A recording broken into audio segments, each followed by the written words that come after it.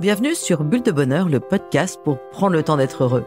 Je suis Raphaël de Foucault, chercheuse inconditionnelle de Bulle de Bonheur. Ce podcast est propulsé par 2 minutes de bonheur et publié tous les jeudis. Alors, pourquoi certains couples semblent plus heureux et plus solides que d'autres ? Est-ce une question de chance, de compatibilité ou y a-t-il des secrets à connaître ? Dans cet épisode 252, nous allons comprendre qui sont ces couples durables et découvrir 7 clés qui font la différence entre une relation qui s'effrite et un amour qui dure. Allez, on y va. Juste avant, Stéphanie et Maxime m'ont partagé cette semaine un des secrets de leur couple. Piocher une carte de 2 minutes de bonheur en couple le soir en se couchant. Complicité garantie et endormissement calme et serein. Et vous, quand piochez-vous une carte ? Partagez-le nous sur les réseaux sociaux, @2 minutes de bonheur, ou procurez-vous un jeu sur 2minutesdebonheur.com. Oh là là, mais qu'est-ce que ça me chicote ! Quand je discute avec mes copines, je me rends compte que nous avons toute envie de réussir notre couple. C'était notre souhait le plus profond quand nous avons démarré notre vie à deux, et pourtant, au fil du temps, je me rends compte qu'être en couple, c'est vraiment pas facile tous les jours. Certaines fois, je me demande même ce qui m'a pris d'épouser ce gars qui est si différent de moi. En plus, rien n'est acquis. Nous passons notre temps à nous réajuster. Mais comment ont fait mes grands-parents pour vivre 60 ans ensemble, continuant à se tenir la main quand ils étaient assis à côté ? Et là, ça me chicote. Tous les couples semblent vivre des turbulences. Certains se séparent tellement la relation devient douloureuse. Alors comment font ceux qui, malgré les difficultés de la vie à deux, forment des couples durables ? Alors oui, qui sont ces couples qui durent ? Alors nous allons y répondre à travers les études menées par le Gottman Institute.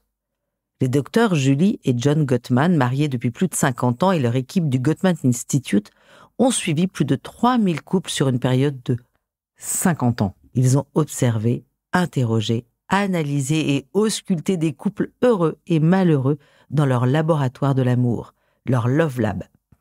Ils ont découvert que les couples heureux ont des attitudes ou des aptitudes que ne possèdent pas les couples qui partent en cacahuète. Ils n'ont pas découvert de formule magique ou de recette infaillible, cependant, ils ont vite compris que les couples durables évitent les pièges dans lesquels s'enfoncent les couples qui divorcent ou qui se résignent. Selon John Gottman, les fondements de la réussite d'un couple sont en réalité étonnamment simples. Plus de 40 années d'études et de recherches scientifiques ont démontré que les couples heureux n'étaient pas plus intelligents, ni plus riches ou plus psychologues que les autres. Ce qui fait leur différence, c'est que les couples heureux sont parvenus à établir une dynamique qui empêche leurs pensées ou sentiments négatifs à l'égard de l'autre de submerger leurs pensées ou sentiments positifs. Ils forment ce que j'appelle des couples émotionnellement intelligents. D'ailleurs, je vous renvoie à leur livre « Les couples heureux ont leurs secrets ». Mais c'est quoi l'intelligence émotionnelle ? En fait, l'intelligence émotionnelle consiste à prendre la responsabilité de ses ressentis, de ses émotions et de ses frustrations, plutôt que d'en rendre l'autre responsable. Cette intelligence permet à chacun d'entre nous de découvrir et nommer le véritable besoin à la source d'une frustration, d'un agacement, d'une tristesse ou d'une colère. Comme quand on peut dire « Je n'accepte pas ces retards permanents » ou encore « Je lui en veux de ne pas être plus présent. Ces problèmes de boulot m'insécurisent. » Ou encore « Ah bah ça, je suis contente car il a fait comme je voulais. » Nous le voyons bien à travers ces phrases, bien souvent pensées ou exprimées, combien nous remettons à notre conjoint la télécommande de notre bien-être sans nous poser la question de notre part de responsabilité dans l'émotion que nous sommes en train de vivre. Pour arriver à reprendre notre télécommande, soit nous avons besoin d'un accompagnement spécifique avec un spécialiste, soit nous pouvons observer et nommer ce que nous avons au lieu de nous attarder sur ce que nous n'avons pas. Rappelez-vous, c'est en augmentant les affects positifs que nous diminuons les affects et les ressentis négatifs, alors que ce n'est pas en diminuant les affects négatifs que nous augmentons les affects positifs.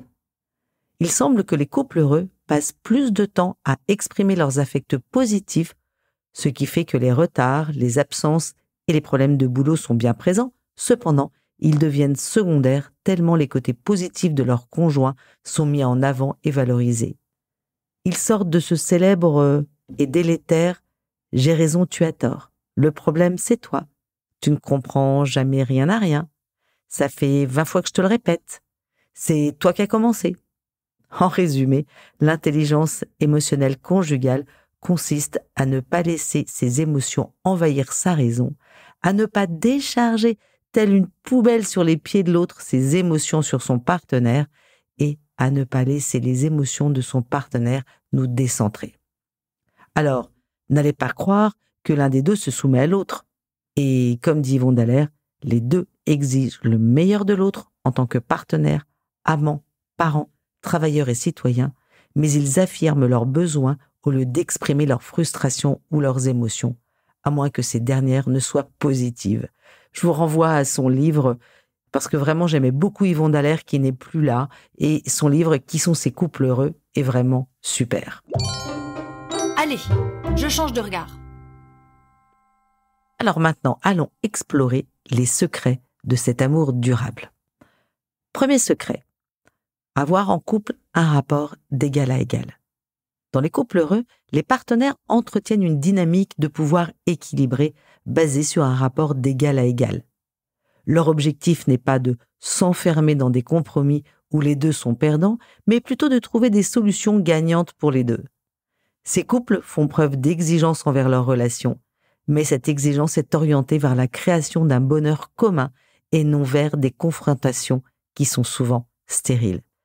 Ils choisissent d'être heureux ensemble plutôt que de s'épuiser à déterminer qui a tort ou qui a raison. J'en parlais tout à l'heure. Ils cultivent alors une relation basée sur la confiance mutuelle, le respect et une vision partagée du bonheur où chaque partenaire se sent valorisé, écouté et reconnu. Ensemble, ils bâtissent un espace où les différences ne sont pas des obstacles, mais des opportunités de grandir et d'évoluer à deux. Je vous renvoie à notre podcast 215, Cultivons notre différence. Prenons l'exemple d'un couple qui se dispute sur le choix de leur lieu de vacances. L'un préfère la mer et l'autre la montagne. Au lieu de chercher à alterner chaque année, à céder ou à couper la poire en deux, au lieu d'en arriver à « bon, écoute, on va arrêter de se disputer sur ce sujet-là, on va finir chez ta mère, ça va être beaucoup plus simple ». Eh ben non, ces couples décident de trouver un endroit où chacun sera satisfait. Alors entre la mer et la montagne, par exemple, la Corse ou le Pays Basque peut être de bons compromis. Ainsi, chacun se sent entendu et respecté.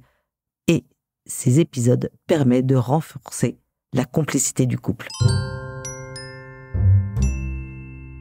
Secret numéro 2. Trouver un subtil équilibre entre intimité et autonomie. Les couples épanouis ont su trouver justement ce subtil équilibre entre leurs besoins de fusion et leur désir d'autonomie. En d'autres mots, ces couples durables s'épanouissent aussi bien dans les moments de solitude que dans ceux de partage. Effectivement, intimité ne veut pas dire fusion. Rappelez-vous, la fusion efface les frontières et empêche l'autonomie. Les couples trop fusionnels sacrifient leur individualité et se retrouvent bien souvent dans des dynamiques dysfonctionnelles. La fusion étouffe non seulement le désir, mais en plus, elle génère bien souvent des tensions répétées et pousse l'autre vers une insécurité affective. La clé d'un couple heureux réside donc dans cette juste distance où l'amour et le respect mutuel cohabitent avec l'autonomie et la différenciation. Caricaturons un peu l'exemple d'un couple où l'un aime peindre et passe plusieurs soirées seul dans son atelier, tandis que l'autre pratique le vélo en montagne avec ses amis. Au lieu de se chamailler sur leurs difficultés à se voir, ils s'encouragent mutuellement dans leur passion sans se sentir abandonnés. Ils planifient un brunch 5 dimanches pour partager un moment ensemble. Leur équilibre repose donc sur cette alternance entre espace individuel et temps de qualité ensemble. Secret numéro 3. Être une équipe soudée.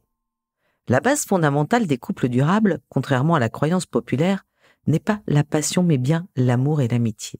C'est un sentiment ancré dans une réelle connaissance de l'autre plutôt que dans l'intensité des émotions.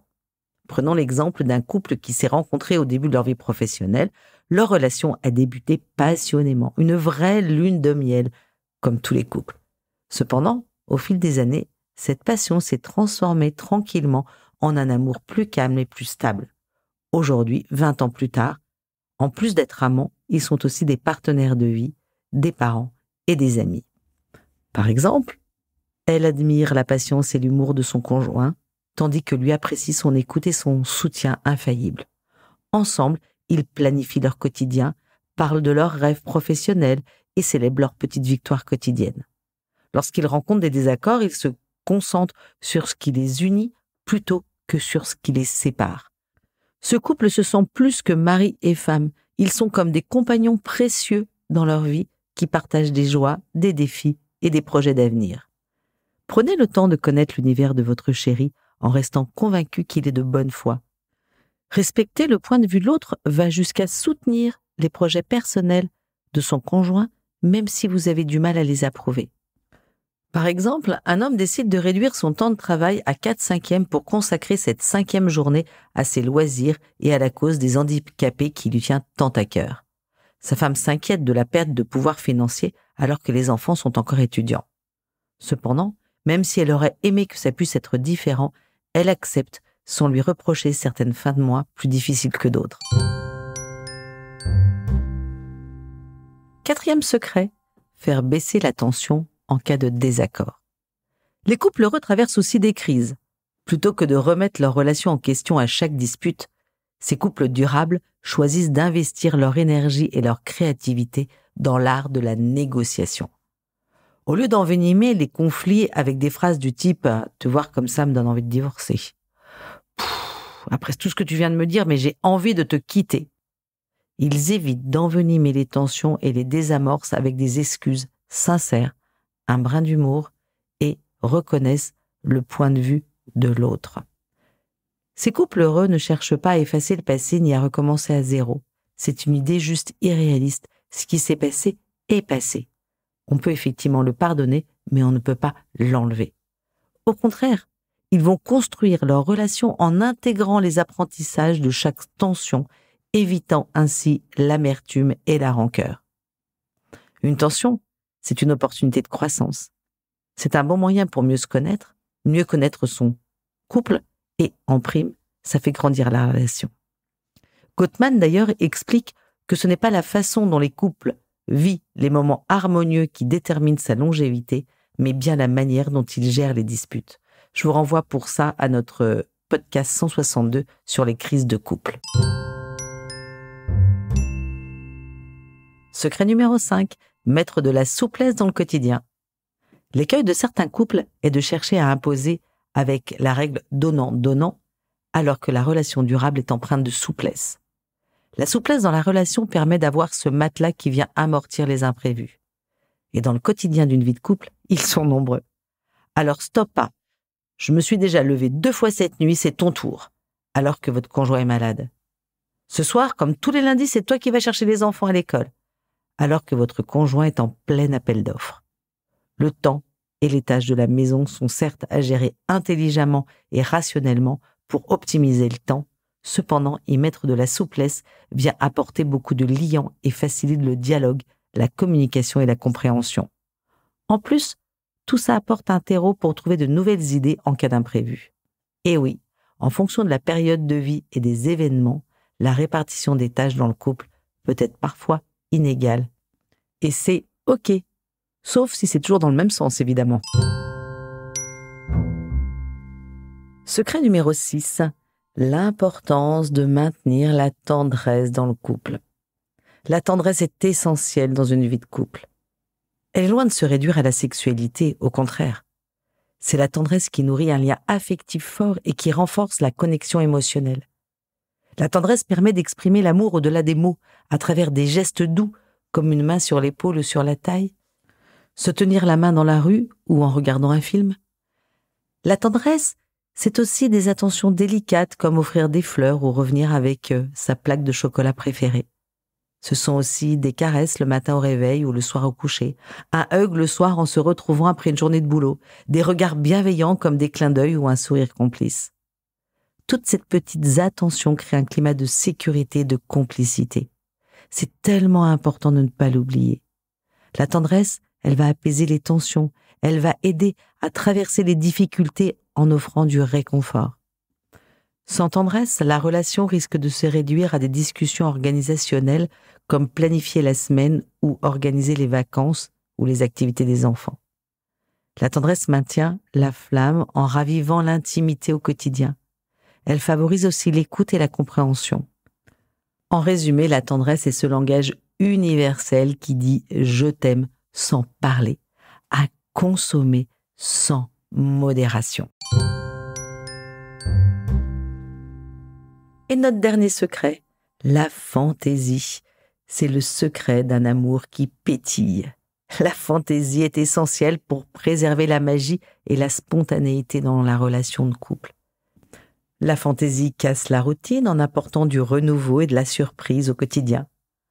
Un brin d'imprévu, des jeux comme 2 minutes de bonheur en couple ou le coffret un temps pour deux, des défis ou des gestes inattendus ravivent la flamme et renforcent la complicité.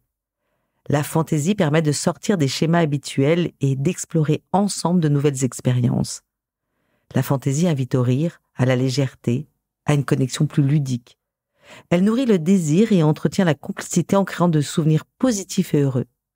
Emmenez votre chéri dans un lieu qu'il aime sans lui en parler avant. Déposez une bougie sur la table un soir pour dîner à 2 en amoureux. Dansez sur une musique entraînante. Glissez dans sa poche un mot doux. Envoyez-lui un sexto, chatouillez-le dans le lit, prenez votre petit-déj au lit, un samedi. La fantaisie aide aussi à dédramatiser les tensions et à voir la vie à 2 avec plus de souplesse. Sans fantaisie, le couple peut sombrer dans une monotonie qui à long terme peut devenir pesante.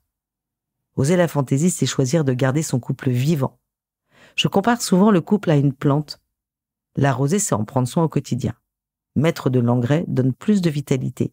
C'est bien le rôle de la fantaisie dans le couple. Surtout, rappelez-vous, elle n'est pas forcément excentrique. Ça peut être des petites choses tout simples. Cependant, ça va cultiver un amour qui surprend et émerveille. Alors vous l'aurez compris, les couples durables ne se piègent pas et ne sont pas exceptionnels. Ils sont juste formés de 2 personnes qui ont décidé d'être heureux ensemble. Ils prennent la responsabilité de leur propre bonheur. Ils s'unissent non pour combler un vide, mais pour s'ajouter un peu plus de bonheur à leur quotidien et à leur vie. À vous tous les couples, bonne route et devenez un couple durable. Et hop, je me lance. En bref, si je résume, les couples durables, 1. sont émotionnellement intelligents, 2. prennent la responsabilité de leur propre bonheur, et 3. voient leurs différences comme des complémentarités. À vous de jouer, chers couples. La carte de 2 minutes de bonheur en couple vous propose de dire ce soir à votre conjoint 3 raisons pour lesquelles vous l'avez choisi. La petite mousse de la semaine nous vient d'Antoine de Saint-Exupéry, qui nous propose une vraie vision pour le couple. Aimer, ce n'est pas se regarder l'un l'autre, c'est regarder ensemble dans la même direction. Avec 2 minutes de bonheur, prenez le temps d'être heureux. Merci pour votre écoute. Si vous avez aimé, dites-le nous avec 5 étoiles. Laissez vos commentaires et envoyez des bulles de bonheur à vos amis et partagez ce podcast. Inscrivez-vous à la newsletter en allant sur notre site 2 minutes de bonheur pour être notifié des prochains épisodes. C'est aussi très facile de nous trouver sur les réseaux sociaux, Facebook et Instagram. Il suffit de chercher 2 minutes de bonheur. Bulle de bonheur est propulsée par 2 minutes de bonheur, des outils pour créer du lien et prendre le temps d'être heureux.